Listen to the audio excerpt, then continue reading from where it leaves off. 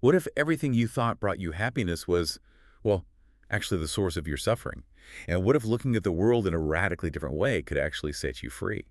Welcome to our deep dive today. We're exploring a really fascinating ancient text from the Buddhist tradition, the Dvayatānupassanāsutta. It's often called the Sutta on the contemplation of duality. Yeah, and our source material is coming straight from excerpts of this really profound discourse. It gives such a unique lens on liberation, doesn't it? It really does.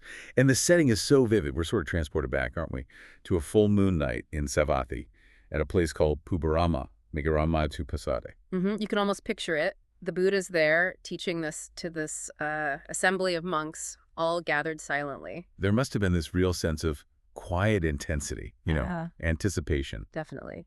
And our mission really is to unpack what the Buddha is getting at here. His central message seems to be that these skillful qualities, the ones leading to liberation, to enlightenment, they depend on understanding pairs of things, duality. So we're going to explore how looking at these fundamental pairs, these dualities, can lead to, well, genuine understanding and maybe lasting peace. Not just for monks back then, but for us too. Exactly. It's about seeing how these pairs work. Okay, so let's dive in. The Buddha kicks things off, saying true understanding comes from knowing these pairs of things. What's the very first pair he lays out? Yeah. The absolute foundation. It's fascinating because the Sutta jumps right into the heart of Buddhist philosophy, essentially the Four Noble Truths, but framed as these pairs. Right. So the first contemplation, the first part of the pair is, this is suffering. Dukkha. This is the origin of suffering, dukkha samudaya. Suffering and where it comes from. Okay? And the second part? The second part is the other side of the coin. This is the cessation of suffering, dukkha nirodho. This is the path to the cessation of suffering, dukkha nirodhakamini paidadav. The ending of suffering and how to get there. So the diagnosis and the prescription right at the start. Precisely. He lays it all out. So this isn't just abstract philosophy then. The Sutta immediately talks about the consequences, the implications of getting this or not getting this right. Absolutely. The stakes are presented as incredibly high right away. The text says very clearly that people who don't understand these pairs, well, they're unfit for the end of suffering. Ooh. Yeah, and they remain subject to birth and decay, trapped, essentially. Really, for those who do understand, what's the payoff? The promise is immense.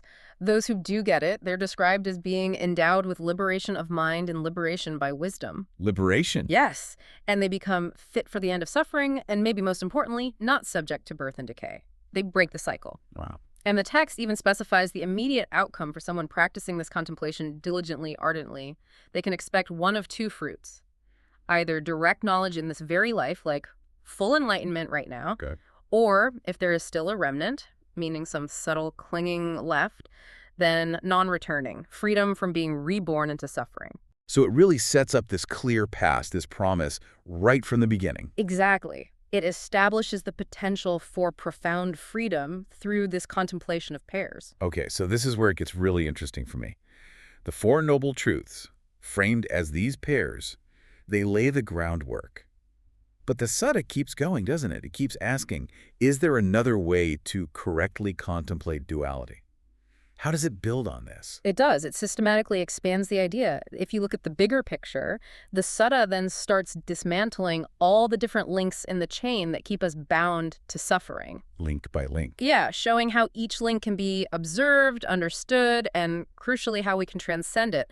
There's this repeated formula, basically. Whatever suffering arises, it's because of X. Right. And when X ceases, that suffering ceases. It's a really meticulous look at cause and effect in our experience. That sounds like it challenges how we, normally think about our lives and what causes our problems. What are some of the key causes, these X factors that the Buddha points out? Well, one of the first ones mentioned is upadhi. This is often translated as attachments or even the basis for existence, the things we cling to. Okay. The Sutta says, whatever sufferings arise in the world, many and various, they are rooted in upadhi. It's a direct call to see how our clinging, our attachments, are the very source of suffering. So we shouldn't create them, is the idea. Exactly. Don't create upadhi. Understand it as the origin. It makes you question what you're really holding on to. And it's not just physical stuff, right? It's deeper. Oh, much deeper. It goes right to avijja, ignorance. The Sutta calls ignorance a great delusion, something that's entangled us for a very long time. The fundamental not knowing. Yes, the lack of insight that drives the whole cycle of birth and death. And the teaching is clear. When you dispel this deep ignorance, you do not come to future existence. And our actions, our intentions, do they fit in here? They do. Next comes salhara formations, or volitional activities. Think of these as the mental impulses, the intentions, the things we do mentally and physically that shape our reality. Like habits of mind. Sort of, yeah. Habits, intentions, constructs, and the Sutta says all suffering arises from these sakkara. But if you can quiet them, stop perception in a certain way. Then suffering ends. Thus, there is the destruction of suffering. It shows how our own conditioned activities keep the wheel turning. It feels like a chain reaction. What about consciousness itself, Vinya? How is that a source of suffering? That seems fundamental. It's a really profound point, isn't it? The Sutta states, all suffering arises from vinya. It's not consciousness in a neutral sense, but consciousness that's constantly grasping, discriminating, reacting, fueled by ignorance and craving. So the way our awareness operates when it's caught up. Exactly. And the text says that by the cessation of this kind of consciousness, the monk is quenched, totally unbound. Even our awareness, when conditioned, perpetuates the problem. And then there's phassa, contact. How does that work? Contact, the meeting of sense organ, sense object, and consciousness. The Sutta warns that those overcome by contact, just reacting constantly, are far from liberation. Just carried away by sensory input. Right. But those who fully understand contact, who see its nature without getting swept away, they become quenched, totally unbound. And feelings, Vedana. Pleasant, unpleasant. Ah, yes, feelings.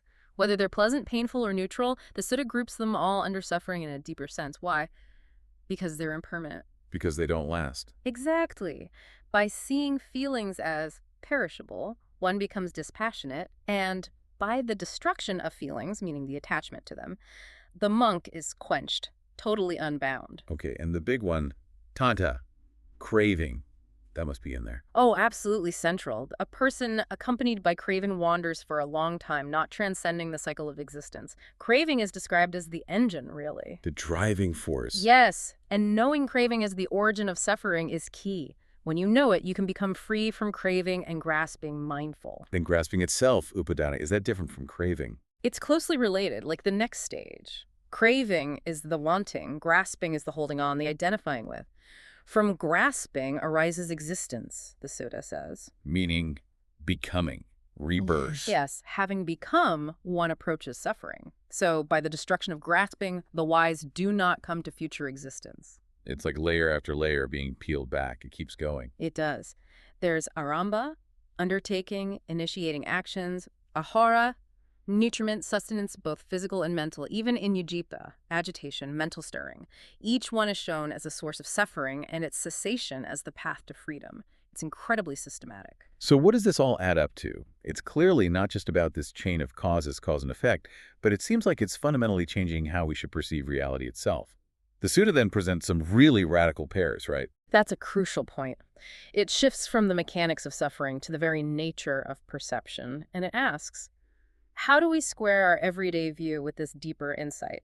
Because the Sutta highlights this massive gap between how the world, ordinary folks, even divine beings in some contexts, sees things, and how the noble ones, the enlightened ones, see them. Okay, give me an example. It starts with nisita, dependence. The Sutta states, agitation exists for the dependent. The independent is not agitated.